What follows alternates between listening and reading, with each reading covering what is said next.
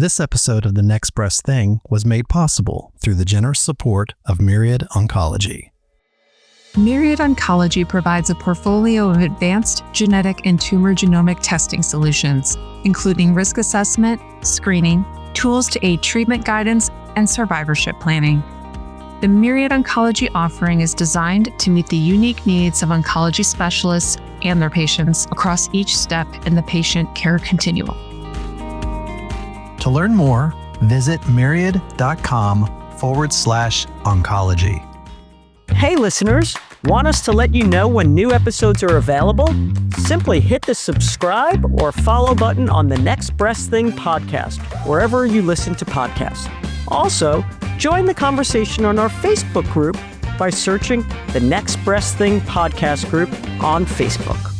On this episode of The Next Breast Thing, bathroom countertop. So I was looking at about 1,000 different... I've decided to take up a new hobby, which is the intersection of snakes and cattle. I am going to go to Mexico, and I have to find off the grid type of things, and I haven't disclosed to my family that one of our excursions. So, the topic of how to advance as a leader in breast surgery. We are all leaders. We are all surgeons. So how do we teach leadership skills? I was asked to do something and just did it. And I think one of the biggest things that people need to work on and have a mentor for is... You might not have all the answers you're willing to. I think people confuse leadership with titles. 6 or 7 years into it, maybe it's the paycheck or maybe it's the title that I want to be recognized for the work. Top 3 leadership skills when you think... I think the leader that I am today is different than the leader I was 5 to 10 years ago. So what are some negative qualities about leaders? Bad leadership is people who don't... Fear of the uncomfortable. One of my directors taught me this trick at the end of a meeting.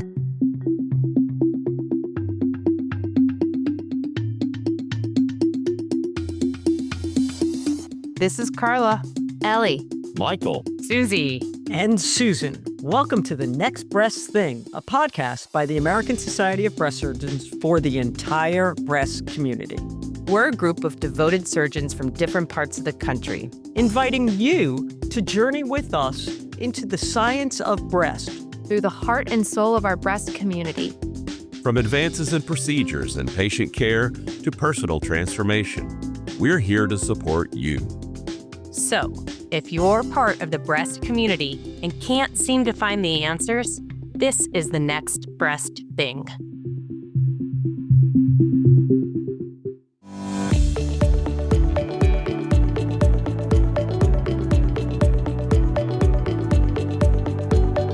Our topic today is how to advance as a leader in breast surgery. We'll be talking about what it takes to rise as a leader, both inside and outside of the OR, from clinical excellence to mentorship, research, and health system innovation. We'll explore how you can shape the future of breast care and claim your seat at the leadership table. Not everyone wants the seat, but let's figure out how to get that seat if you want it. But as always, before we get started, let's begin with some personal and professional updates. Carla, how is the renovation going? Yes, I was hoping you would ask. I was looking at bathroom countertops. So I was looking at about 1,000 different marble or quartz slabs today. And I actually went by the condo. We have floors in place.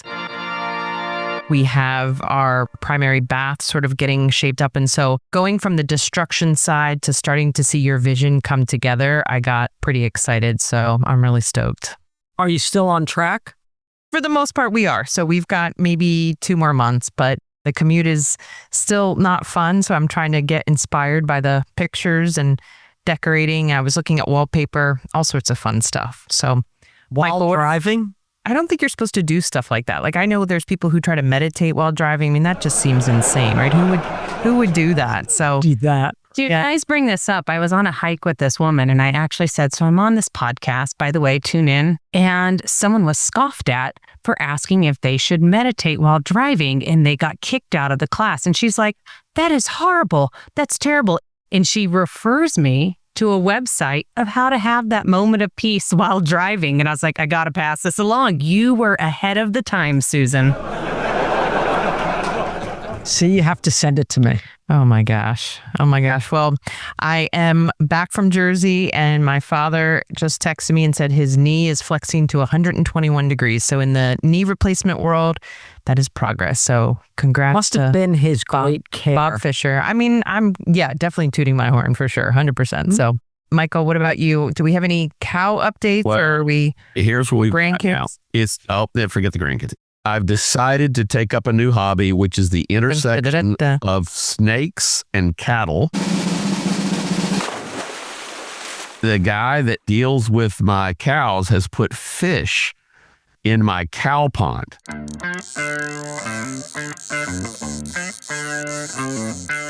And so I am now going to take up fishing, which I'm afraid I might encounter snakes there, but I now think that I am going to take up fishing. Are you getting a tax write-off for the fish also, in addition to the cow? Can you do that? I'm sure. Well, I'm sure you've got it figured out. The question is, can I do that? I'm going to run that past. I'm going to try fishing. How hard can that be? So, Michael, are these like fish you catch with a rod, or are you going to put your feet in this pond and be like those little pedicure fish that eat all that dead skin off your feet? No, what kind of fish are you looking for? That's Carla in Japan. These are like bass. I did do that. Yeah. Hey, there's snakes in my lake. I'll tell you, there's a lot of. And that's what I'm afraid of. So I've got these giant boots that come up to my hips. Pictures, please. Of the boots or the snakes? You in the boots fishing. Yeah, we need some photos of that. I will even show you the fish that I catch. This is basically we're talking about marlin. I'm pretty sure they're marlin. Yeah. In this pond. So we'll see. How big is the pond? It's about half acre. 5 by 5. Yeah. Exactly. That's what I'm picturing. Is it a bathtub? It's not a big marlin, but it's a small marlin. Susie, tell us about your scheduled trip to Mars. Okay, so not going to Mars. I am going to go to Mexico, and I have to find off the grid type of things, and I haven't disclosed to my family that one of our excursions, which may or may not be on TripAdvisor. It's totally not. We're going to be picked up at 4:30, and it's going to be an epic adventure, but I'm not going to really tell my family about it until the morning when I wake them up, because I think... Do they listen to this podcast? You know, I mean, that's a good test to see if they're listening to the podcast. That is true. Do we get to know what the adventure is? I'll tell you when I come back alive, and if it was good or not. A thumbs up, thumbs down. Drug running with the cartel? No. Okay. It is 100% legal. Adventure. I just really like feeling the community and doing something a little off. Other than that, still playing mahjong, still running. Susan, what are you up to? I'm still not running. But speaking of running, we have to keep on time here. So let's move on to our... Oh, that was a good transition. Well, the personal update. That was little spin with Susan. I was really good at dodgeball. So the topic of how to advance as a leader in breast surgery. It's similar to questions that I've asked before on the podcast is, what does being a leader mean to you? So, Carla, you just were elected to be on the board of American Society of Breast Surgeons. Some might consider that a leadership position. That's nationally. In your job, you're chief of a division. That's a leadership position. So what does leadership mean to you? Does it mean different things at different times in different places? It's so many things. It's being a communicator. It's being a facilitator. We are all leaders. We are all surgeons. We are leading the surgery. We are leading a group of people there, bringing people together with a common vision or creating a common vision, looking forward, getting you there. A voice for people. Leadership is a very broad topic, and the path to leadership is going to be an interesting one to talk about. We have the leader of the American Society of Breast Surgeons, Michael. So I want to hear not only about you being in this position, but what happened before you got in this position? How did you get to this point? Did you always want to be president of the ASBRS? How did that really start? I honestly never saw myself being on the board, to be quite honest with you. I was asked to do something and just did it. I never really aspired for leadership within the society, but I had skill sets that I felt like we could do, and we were placed in positions and we just did it. And that gets recognized. And I think there's a lot of people that are asked to do things or volunteer to do things, and they just don't produce. It's hard to produce sometimes, but if you set a vision and you bring people along with you with that mission or the vision, you sort of get recognized as a leader in that. You're entrusted with small things and you do well. You're entrusted with larger things, and it gets recognized by those people that are the choosers, I guess. It's an honor to be the president. I hope I don't let everybody down. I think it's been fun and it's been a real challenge. And it's not at all what I expected. It is a lot of talking to people and interpersonal relationships. And Susan and I have had that conversation today about so much of what we do is just having interpersonal relationships with people. That advances the ball so much more than sending out an email or passing down an edict. It's talking to people and hearing them out, bringing them along to the vision and empowering them to work alongside of you. Michael, I totally agree with you in the sense that I also hope you don't let us down. But secondly, I really believe that part of being a leader is bringing people along. And so helping task other people with small things. And if they have a great idea, asking them how they see it and helping them make that happen. And I think Carla and Susan, you had said on a previous episode, when you're starting out as a young surgeon, say yes. Yes, yes, and yes. But as Michael said, don't say yes if you won't produce. You don't get many chances early on. And if you volunteer and don't come through, that second chance may not happen very quickly. I think there's different layers. When I was sort of thinking about my leadership path early on, yes, you definitely want to say yes and you want to produce. But I think as a leader, it's also important to discuss your failures. I've done a lot of things well, and I've also screwed up a lot of things and learned from those things. And so sometimes leadership and being successful isn't just about saying, I took on this committee and this is what we did. We all want that result and that's what we strive for. But I think it's important to recognize that sometimes the failures aren't going to cut off your path to leadership, but people are going to recognize that you worked hard. Maybe there were other circumstances, but that you kind of learned from it. And you should still be kind of setting on that. Now, if you have multiple failures in a row, maybe that's a little bit of a different story, but it is part of the leadership journey. But I think that there's a difference in failing and not showing up or not producing. Yeah. And that's what I mean is if you volunteer, show up. And we show up in all different ways. I mean, you can put a proposal like, hey, I'll write this proposal up. And you can write that proposal up and everyone says, no, that's not what we were looking for. Okay, awesome. Give me some other concepts and let me come back to you. I don't think that's failing. I think that's incredibly successful. You showed up, you produced, it wasn't the right product. Awesome. I'll redo it. But you keep trying. What I mean is you volunteer, I'll have it by Monday, and Monday comes, and the following Monday comes, and the following Monday comes, and you're just radio silence. Different story. Carla did mention something that I think is important, though, is humility.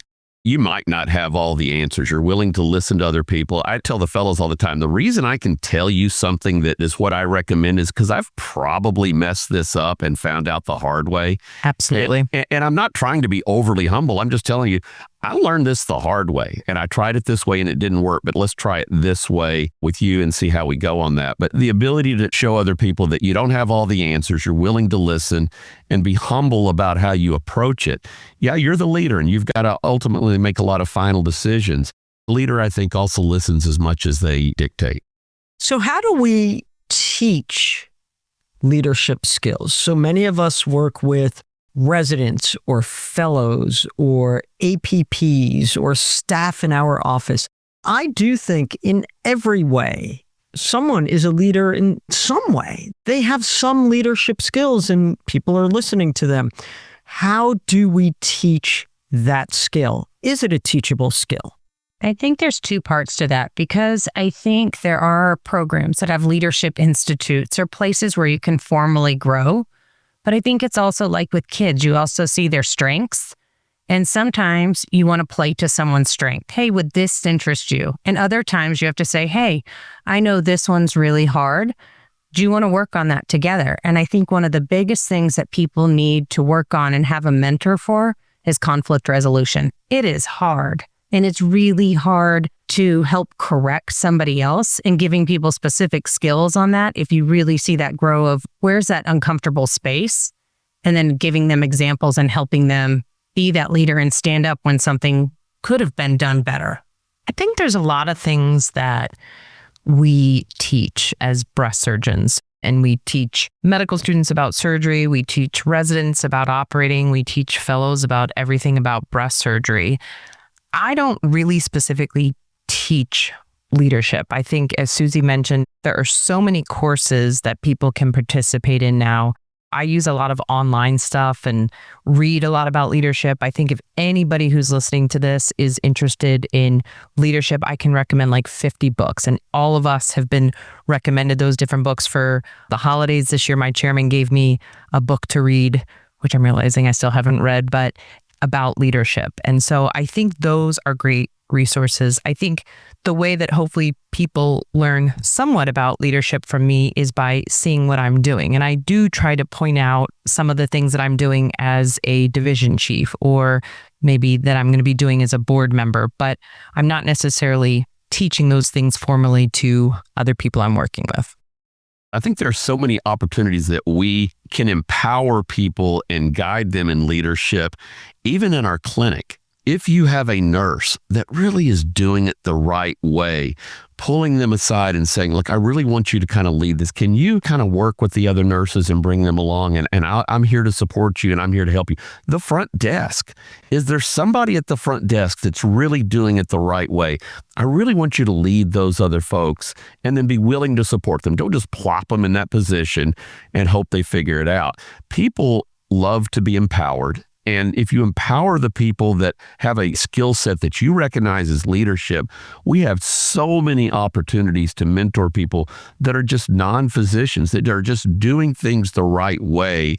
And you can enforce that and reinforce that. And other people, even at their level, will notice them as leaders. I think we've got a lot of opportunities that sometimes just totally go unrecognized. I think people confuse leadership with titles, and that's a big problem. Not just in what we do day in and day out, but in everyday life. Just because you have a title does not mean you're a great leader. No. And just because you don't have a title also doesn't mean you're not a leader. You could be a fabulous leader and just not have a leadership position in your workplace. So we see a lot of younger surgeons just finishing fellowship who get offered jobs as directors or chiefs. And I talked to my fellows over the years, and I was like, that is not the proper job for a graduating fellowship. It's great for your ego. Oh, I'm chief. Well, what does that really mean? And is it important to have that title? So what comes first, the leadership or the title? The leadership. My leadership path very much followed that. I was in practice for 6 years before I took on my first big leadership position, where I came on as the director of breast surgery. And I remember one of the people who talked to me as I was trying to make the decision about leaving, and he talked to me about that because I said yes to a lot of things, because I followed through on things, because I got involved in a lot of things. I was involved in education and clinical trials, and I was a very busy clinical surgeon. People were turning to me as a leader. I didn't have a title. I was very young, but people would come to me and ask me to be on different committees or do different things. And so my leadership journey wasn't purposeful. I didn't say, I want to be this, I need to go for that. It sort of happened organically. And so I think there's a fine line of creating that sense where people see you as a leader, but then wanting to be recognized for the work that you do, and sort of making that transition of maybe right out of fellowship, I just want to sort of prove myself, but 6 or 7 years into it, maybe it's the paycheck or maybe it's the title that I want to be recognized for the work that I'm doing with all those people, and figuring out that fine line of where you need to be. It's really important. And then to find out the stakes really get higher the higher up you get with that. So another example outside of breast surgery would be in a hospital system. You might ask to be on a credentials committee or a peer review, and you are a part of a medical staff, and work your way up through that, and understanding when you're part of a group versus being president of the medical staff and sometimes having to have really, really difficult one-on-one conversations. But I completely agree, Susan. You don't want to come into a program that you've never built and you all of a sudden be in charge of everything. It's really a setup for not being successful, but to grow into those roles and understand the pitfalls. And there's going to always be pitfalls. Things are going to come at us from different directions that we didn't anticipate, but being able to weather that as you go along, and especially not balancing that when you come out of a residency or a fellowship and you're really wanting to get your feet solid on the ground, doing the best thing you can and not having this extra role on top of that. So it's always time for difficult questions. And I can always ask them. Top 3 leadership skills when you think of a great leader out there. Let me give Carla some kudos on this. We had an issue with a committee and they were having problems. Carla is the board liaison to that committee, and I called Carla and I said, hey, can you help me with this and deal with this? She was immediately on the phone with everybody involved, offering suggestions, offering opportunities for correction, and within 48 hours, it was fixed. I didn't have to think about it again. I knew it got handled. I did back check to make sure that everything was fine and happy. She got on it immediately, didn't ask me to hold her hand or do anything along with it. So she jumped on things quickly, took care of the problem, took ownership in it. The only reason you're ever going to hear about it is because I'm telling you about it right now. But she did it and she handled it. And I'll remember that. And I'll tell people as we go forward, I'll tell you who you can count on is Carla. So that's number 1. How would you define that in a word? Initiative. She has the initiative to get it done and to see the process through and not complain about it or ask a lot of questions of, well, what can we do? I mean, she took the bull by the horns and took care of the problem. And she had a skill set to do it. That sounds like timeliness also. I think timeliness is absolutely. So she had initiative, timeliness, and follow through. How about those 3 right there? We'll take those. Timeliness, initiative, and follow through. Susie, your 3 that come to mind? Going along with what I'm hearing here is Michael had a team. He didn't put everything on his shoulders, but was able to reach out to other people he could depend on, knowing where you need to actually do it and where other people have their strengths or where they have their time. Also, being a leader by example is really important. You can't have a leader that is friends with everyone and then blows up. Really needs to be level leader and dependable in terms of their attitude. And then I think a great leader has to always be able to think a little bit beyond the problem. Blockbuster Netflix, being able to think of something new that might be a different approach than what we're used to seeing, that innovation. Carla, tell me about something else. I think the leader that I am today is different than the leader I was 5 to 10 years ago. And I think that is building on that skill set and understanding what was needed then. One of the big things was follow through. It's a discussion I have with a lot of people these days. We're all busy. Emails are tough. You don't have to be the person that answers an email right away or within 24 hours, but you have to follow through on things and check those boxes as a good leader. Communication is a big one for me. I'm not the best speaker necessarily, but I always say I work in a really big place and I need to make sure if I'm instituting something that I'm talking to my medical oncologist and radiation oncologist, and it doesn't mean that I'm on the phone all the time or sending a million emails, but you've got to communicate your plan, communicate when you're going to be gone, all sorts of over communicate as a leader. And then the last thing actually you were touching on, Susie, is vision and strategy. And we talk a lot here about what's going on in the breast surgery world. Where is breast surgery going? What's it like to run an efficient practice? And I think part of it is, what do I want to do today? But also, where is the future of this field? Where do I want to practice? We talked with our fertility expert on our last episode, and he's talking about how far that field's gone and where that's sort of going in the future. And so understanding vision and strategy, some people I think have that inherently, but some people it takes a little bit more. So back to you, Susan, what are your 3 top leadership qualities? I'll avoid your questions at all costs, as usual. Again, I'm pretty good with that. But this brings me back. This was the topic of my presidential address 2 years ago or whenever it was. I can't even remember, at the American Society of Breast Surgeons annual meeting. And it was about leadership because I think that this is such an important topic. And I think it's critical to figure out what are the skills that we want to have. Almost take an inventory of what do we have, what do we need to have, and what do we need to get rid of, or figure out how to hide or filter. But how important is honesty and transparency in leadership? Is that an important skill set? I think it's really important. And what Michael touched on about understanding that people didn't get to where they were without any missteps is so important. And also having that accountability. Like I reached out to someone last week. I said, I'm being an ostrich. I don't want this project. I'm putting my head in the sand. And so I need to verbalize this to you that I'm going to get this to you and be able to say where you are struggling. And ethical leadership involves transparency. Transparency and honesty, you're walking a fine line. We can say honesty is, I'm going to tell you everything exactly as it is and go there. And you do have to be nuanced about how you talk about things and what you need to share. But you want to be transparent. You also want to be as transparent as possible with the people who are in your team, especially if you're at a very high level, you need a group of people you can be 100% transparent with. Figuring out what you need to communicate and what maybe you don't need to share at that time. Those are higher level leadership skills. Well, take for example, with something like that, you know there's layoffs coming in your organization. You sort of know who's going to suffer the consequences of the layoff. And one of those people comes to you talking about a house that they're going to put a bid in on. And you know in a week or 2 weeks, they are out of a job. What does a strong, ethical leader do in that situation? You hide in your office and you do not answer the phone.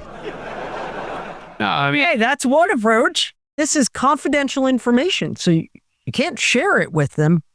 And that, Carla, is where I think That's that fine line. transparency and that's a fine line. So how do you handle it? these are people. People have livelihoods and people have families and people have stressors, and being cognizant of that and guiding them through that and suggesting that maybe now may not be a great time to buy a home or whatever else.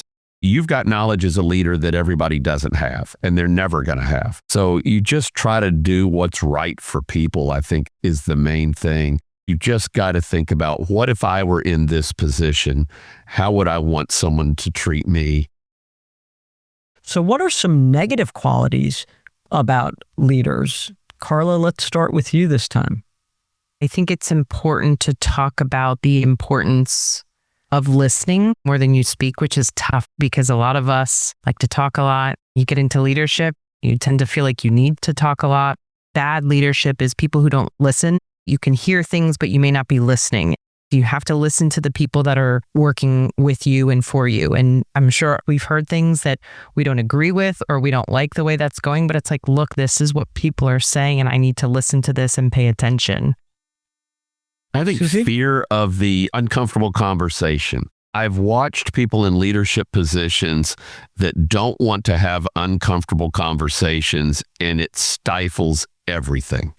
And the problems that existed that could have been dealt with early at a level 5 now become a level 8 or 9. And it is being able to deal with something when it is small, even though it's going to be uncomfortable. You have the conversation. I've even started many conversations. Hey, we're getting ready to have an uncomfortable conversation. You okay with that? It braces them a little bit so they're not blindsided.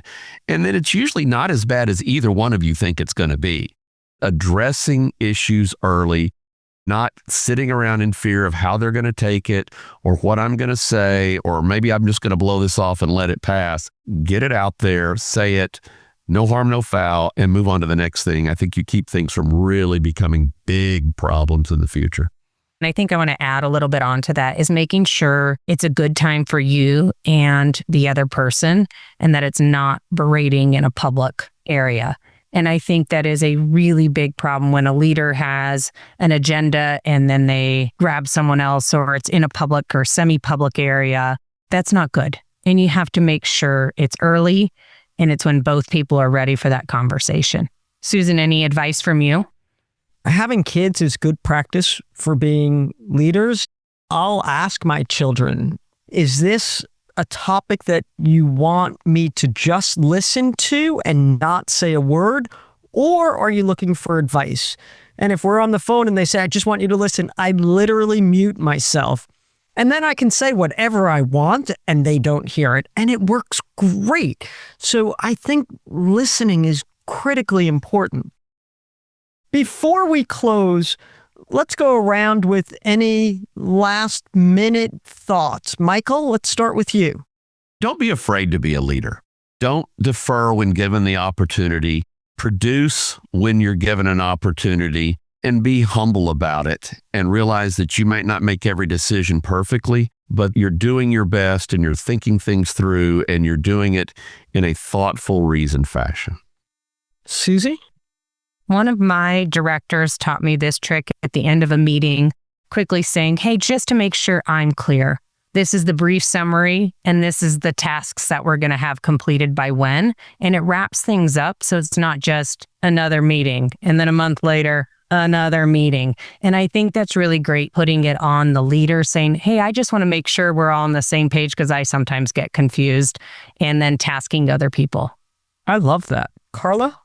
Not everybody needs to be a leader. I remember talking about this in school. A team can't have 5 leaders. I do think that most people have some leadership role, whether you're running a family or you're running the front desk. I mean, we're all doing that to a degree, but I don't think everybody has to be a leader, and everybody has an important role on a team. And it's important to note that as well. These have been incredibly helpful statements, suggestions, takeaways to all of our listeners throughout the entire breast community. Once again, we're excited that you joined us on this journey, and we'll see you next time on the Next Breast Thing podcast. We look forward to connecting with you on the next episode of The Next Breast Thing, a podcast by the American Society of Breast Surgeons for the breast community. Also, join the conversation on our Facebook group by searching the Next Breast Thing podcast group on Facebook. Finally, the content within the Next Breast Thing podcast represents the views, thoughts, and opinions of the co-host and may not necessarily reflect the views, thoughts, and opinions of the American Society of Breast Surgeons. Until next time, this is Carla, Ellie, Michael, Susie, and Susan. And always remember, if you're part of the breast community and can't seem to find the answers, this is the Next Breast Thing.